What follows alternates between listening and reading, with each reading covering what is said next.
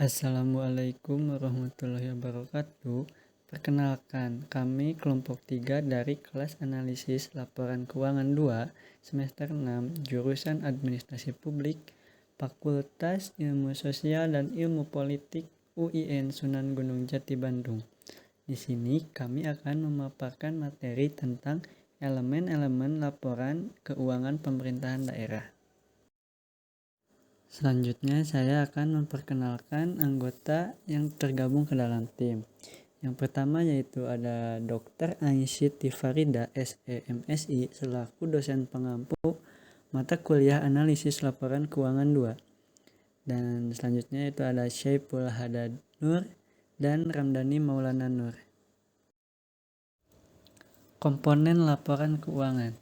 Berdasarkan Peraturan Pemerintah Nomor 71 tentang Standar Akuntansi Pemerintah, komponen-komponen yang terdapat dalam satu set laporan keuangan berbasis akrual terdiri dari laporan pelaksanaan anggaran dan laporan finansial, yang jika diuraikan adalah sebagai berikut. Yang pertama, laporan realisasi anggaran. Kedua, laporan perubahan saldo anggaran lebih. Yang kedua, laporan operasional. 4. Laporan perubahan ekuitas. Kelima, neraca. 6. Laporan arus kas. Dan 7. Yang terakhir, catatan atas laporan keuangan. Yang pertama yaitu laporan realisasi anggaran. Laporan realisasi anggaran adalah laporan yang menyajikan informasi realisasi pendapatan, belanja, transfer, surplus atau defisit, pembiayaan, dan sisa lebih atau kurang pembiayaan anggaran yang masing-masing diperbandingkan dengan anggarannya dalam satu periode. Laporan realisasi anggaran sebagai informasi antara lain mencakup: yang pertama, informasi mengenai sumber, alokasi, dan penggunaan sumber daya ekonomi. Laporan realisasi anggaran menyediakan informasi yang berguna dalam memprediksi sumber daya ekonomi yang akan diterima untuk mendanai kegiatan pemerintah pusat dan daerah dalam periode mendatang dengan cara menyajikan laporan secara komparatif. Yang kedua, informasi mengenai realisasi anggaran secara menyeluruh yang berguna dalam mengevaluasi kinerja pemerintah dalam hal efisiensi dan efektivitas penggunaan anggaran. Penyusunan dan penyajian laporan realisasi anggaran didasarkan pada akuntansi anggaran, akuntansi pendapatan, laporan realisasi anggaran, akuntansi belanja, akuntansi surplus atau defisit, akuntansi pembiayaan, dan akuntansi sisa lebih atau kurang pembiayaan anggaran, yang mana berdasarkan pada basis kas. Yang pertama yaitu akuntansi anggaran. Akuntansi anggaran merupakan teknik pertanggungjawaban dan pengendalian manajemen yang digunakan untuk membantu pengelolaan pendapatan, belanja, transfer, dan pembiayaan. Akuntansi anggaran diselenggarakan sesuai dengan struktur anggaran yang terdiri dari anggaran, pendapatan belanja, dan pembiayaan. Selanjutnya ada akuntansi pendapatan realisasi anggaran. Pendapatan negara atau daerah merupakan iuran rakyat yang diamanatkan kepada pemerintah, sehingga akuntansi pendapatan laporan realisasi anggaran disusun untuk memenuhi kebutuhan pertanggungjawaban sesuai dengan ketentuan dan untuk keperluan pengendalian bagi manajemen pemerintah pusat dan daerah. Selanjutnya akuntansi belanja. Akuntansi belanja disusun selain untuk memenuhi kebutuhan pertanggungjawaban sesuai dengan ketentuan, juga dapat dikembangkan untuk keperluan pengendalian bagi manajemen untuk mengukur efektivitas dan efisiensi belanja tersebut. Jika terjadi kekeliruan dalam pengeluaran belanja, maka koreksi atas pengeluaran belanja yang terjadi pada periode pengeluaran belanja dibukukan sebagai pengurang belanja pada periode yang sama. Selanjutnya ada akuntansi surplus atau defisit laporan realisasi anggaran. Selisih antara pendapatan laporan realisasi anggaran dan belanja selama satu periode laporan dicatat dalam pos surplus atau defisit laporan realisasi anggaran. Surplus laporan realisasi anggaran terjadi jika jumlah pendapatan laporan realisasi anggaran selama suatu periode lebih besar daripada jumlah belanja pada periode tersebut. Begitu pula sebaliknya, defisit laporan realisasi anggaran terjadi jika jumlah pendapatan laporan realisasi anggaran lebih kecil dari jumlah belanja selama satu periode pelaporan tersebut. Akuntansi pembiayaan. Pembiayaan atau financing adalah seluruh transaksi keuangan pemerintah, baik penerimaan maupun pengeluaran yang perlu dibayar atau akan diterima kembali, yang dalam penganggaran pemerintah terutama dimaksudkan untuk menutup defisit dan atau memanfaatkan surplus anggaran. Penerimaan pembiayaan antara lain dapat berasal dari pinjaman dan hasil privatisasi BUMN dan atau BUMD. Sementara pengeluaran pembiayaan antara lain digunakan untuk pembayaran kembali pokok pinjaman, pemberian pinjaman kepada entitas lain, dan penyertaan modal oleh pemerintah di BUMN atau BUMD. Selanjutnya yaitu SILPA atau SIKPA adalah selisih lebih atau kurang antara realisasi penerimaan dan pengeluaran selama satu periode pelaporan atau selisih lebih atau kurang antara realisasi pendapatan laporan realisasi anggaran dan penerimaan pembiayaan dengan belanja dan pengeluaran pembiayaan selama satu periode pelaporan. Nilai SILPA atau SIKPA pada akhir periode pelaporan inilah yang nantinya dipindahkan ke laporan perubahan saldo anggaran lebih. Selanjutnya materi yang kedua, laporan perubahan saldo anggaran lebih. Laporan perubahan saldo anggaran lebih dimaksudkan untuk memberikan ringkasan atas pemanfaatan saldo anggaran dan pembiayaan pemerintah, sehingga suatu entitas pelaporan harus menyajikan rincian lebih lanjut dari unsur-unsur yang terdapat dalam laporan perubahan saldo anggaran lebih dalam catatan atas laporan keuangan. Laporan perubahan saldo anggaran lebih menyajikan pos-pos berikut, yaitu saldo anggaran lebih awal, penggunaan saldo anggaran lebih, sisa lebih atau kurang pembiayaan anggaran, tahun berjalan, koreksi kesalahan pembukuan tahun sebelumnya, dan saldo anggaran lebih akhir untuk periode berjalan. Materi yang ketiga yaitu laporan operasional.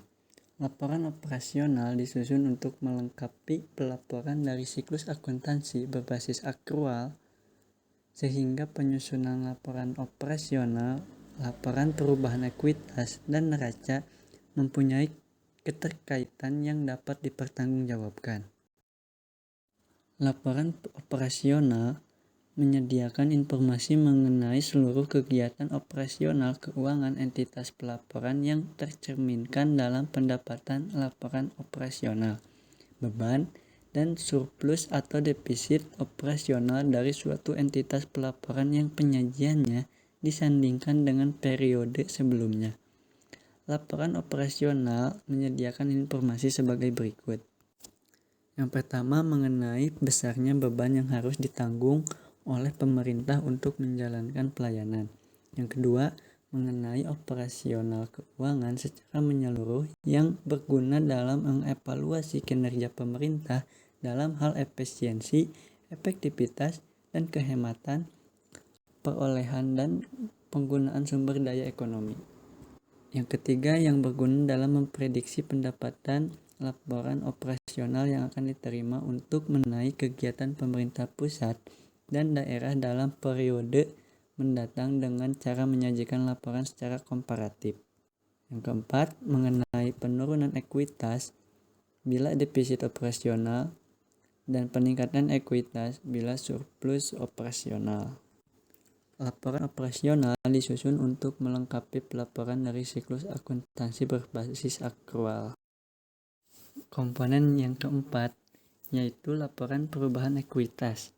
Laporan perubahan ekuitas menyajikan sekurang-kurangnya pos-pos ekuitas awal atau ekuitas tahun sebelumnya, surplus atau defisit, laporan operasional pada periode bersangkutan, dan koreksi-koreksi yang langsung menambah atau mengurangi ekuitas, yang antara lain berasal dari dampak kumulatif yang disebabkan oleh perubahan kebijakan akuntansi dan koreksi kesalahan mendasar. Misalnya, Satu, koreksi kesalahan mendasar dari persediaan yang terjadi pada periode-periode sebelumnya. Kedua, perubahan nilai aset tetap karena revaluasi aset tetap. Sedangkan pengertian laporan perubahan ekuitas itu sendiri yaitu menurut Kazmir merupakan laporan keuangan yang mencatat informasi tentang penyebab bertambah dan berkurangnya modal selama kurun waktu tertentu. Komponen yang kelima yaitu neraca. Laporan neraca merupakan dokumen yang berisi kondisi keuangan perusahaan dalam periode tertentu. Neraca menggambarkan posisi keuangan suatu entitas, pelaporan mengenai aset, kewajiban, dan ekuitas pada tanggal tertentu. Dalam neraca, setiap entitas mengklasifikasikan asetnya dalam aset lancar dan non-lancar, serta mengklasifikasikan kewajibannya menjadi kewajiban jangka pendek dan jangka panjang. Secara garis tentang jenis-jenis aset, kewajiban, dan ekuitas, serta pengakuan dan pengukurannya pada neraca dapat diuraikan sebagai berikut. Yang pertama yaitu aset. Aset merupakan sumber daya ekonomi yang dikuasai dan atau dimiliki oleh pemerintah sebagai akibat dari peristiwa masa lalu dan dari mana manfaat ekonomi dan atau sosial di masa depan diharapkan dapat diperoleh baik oleh pemerintah maupun masyarakat, serta dapat diukur dalam satuan uang, termasuk sumber daya non-keuangan yang diperlukan untuk penyediaan jasa bagi masyarakat umum dan sumber-sumber daya yang dipelihara karena alasan sejarah dan budaya. Yang kedua yaitu kewajiban. Kewajiban pemerintah merupakan utang yang timbul dari peristiwa masa lalu yang penyelesaiannya mengakibatkan aliran keluar sumber daya ekonomi pemerintah. Berikut adalah pembagian jenis-jenis aset dan kewajiban. Aset pada neraca dibagi menjadi dua jenis. Yang pertama aset lancar. Aset diklasifikasikan sebagai aset lancar jika diharapkan segera untuk direalisasikan, dipakai atau dimiliki untuk dijual dalam waktu 12 bulan sejak tanggal pelaporan atau berupa kas dan setara kas. Yang kedua yaitu aset non-lancar. Aset non-lancar merupakan aset pemerintah yang penggunaannya diharapkan melebihi satu periode pelaporan. Terdiri dari aset yang bersifat jangka panjang dan aset tak terwujud. Aset yang digunakan secara langsung atau tidak langsung untuk kegiatan pemerintah maupun yang digunakan oleh masyarakat umum. Aset non-lancar diklasifikasikan menjadi investasi jangka panjang, aset tetap, dana cadangan, dan aset lainnya. Kewajiban pada neraca dibagi juga menjadi dua bagian, yaitu pertama, kewajiban jangka pendek. Kewajiban jangka pendek dapat dikategorikan dengan cara yang sama seperti aset lancar. Beberapa kewajiban jangka pendek seperti utang transfer pemerintah atau utang kepada pegawai merupakan suatu bagian yang akan menyerap aset lancar dalam tahun pelaporan berikutnya. Kewajiban jangka pendek lainnya bukan pinjaman, utang jangka pendek dari pihak ketiga, utang perhitungan pihak ketiga, dan bagian lancar utang jangka panjang. Yang kedua, kewajiban jangka panjang. Kewajiban jangka panjang merupakan kewajiban yang diharapkan dibayar dalam waktu di atas 12 bulan. Kewajiban jangka panjang dapat berupa utang obligasi, kewajiban pensiun, kewajiban lease, wesel jangka panjang, wesel jangka panjang, perjanjian pembayaran angsuran. Komponen yang keenam yaitu laporan arus kas. Laporan arus kas adalah bagian dari laporan finansial yang menyajikan informasi penerimaan dan pengeluaran kas selama periode tertentu yang diklasifikasikan berdasarkan aktivitas operasi, investasi, pendanaan, dan transitoris. Untuk mengetahui perbedaan antara aktivitas, operasi, investasi, pendanaan, dan transitoris berikut dapat dijelaskan sebagai berikut. Yang pertama, aktivitas operasi. Aktivitas operasi adalah aktivitas penerimaan dan pengeluaran kas yang ditujukan untuk kegiatan operasional pemerintah selama satu periode akuntansi. Yang kedua, aktivitas investasi. Aktivitas investasi adalah aktivitas penerimaan dan pengeluaran kas yang ditujukan untuk perolehan dan pelepasan aset tetap serta investasi lainnya yang tidak termasuk dalam setara kas. Ketiga, aktivitas pendanaan. Aktivitas pendanaan adalah aktivitas penerimaan dan pengeluaran kas yang berhubungan dengan pemberian piutang jangka panjang dan atau pelunasan utang jangka panjang yang mengakibatkan perubahan dalam jumlah dan komposisi piutang jangka panjang dan utang jangka panjang. Yang keempat, aktivitas transitoris. Aktivitas transitoris adalah aktivitas penerimaan dan pengeluaran kas yang tidak termasuk dalam aktivitas operasi, investasi, dan pendanaan. Komponen yang ketujuh yaitu catatan atas laporan keuangan. Secara umum, struktur catatan atas laporan keuangan mengungkapkan hal-hal sebagai berikut. Informasi tentang entitas pelaporan dan entitas akuntansi. Informasi tentang kebijakan fiskal atau keuangan dan ekonomi makro. Terus ikhtisar pencapaian target keuangan selama 1 tahun. Pelaporan berikut kendala dan hambatan yang dihadapi dalam pencapaian target. Selanjutnya, informasi tentang dasar penyusunan laporan keuangan dan kebijakan akuntansi yang dipilih untuk diterapkan atas transaksi-transaksi dan kejadian-kejadian penting lainnya. Rincian dan penjelasan masing-masing pos yang disajikan pada laporan keuangan lainnya seperti pos-pos pada laporan realisasi anggaran, laporan saldo anggaran lebih, laporan operasional, laporan perubahan ekuitas dan neraca.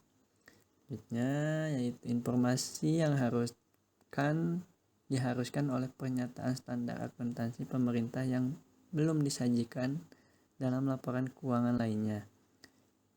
Yang terakhir, informasi lainnya yang diperlukan untuk penyajian yang wajar yang tidak disajikan dalam lembar muka laporan keuangan.